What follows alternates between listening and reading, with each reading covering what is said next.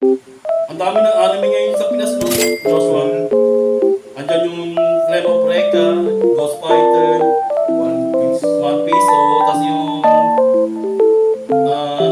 Shaman King. Pero ang the best na anime para sa akin, Dragon Ball. Yeah, Naruto. Ba't si Naruto?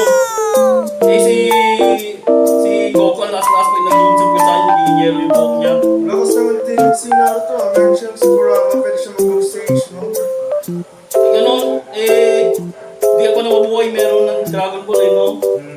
Para papatunayan sa mas maganda ang Dragon Ball, panoorin natin mula nung umpisa. Sige, let's go.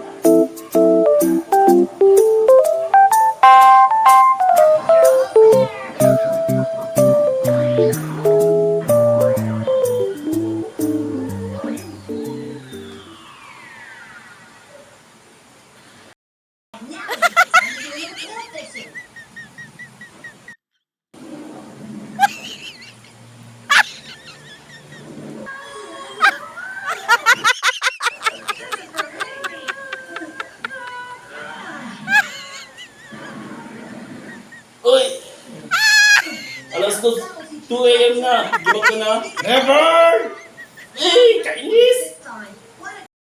Ikaw may pasok sa trabaho o sa opisina bukas, iwasan po natin ang magpuyat.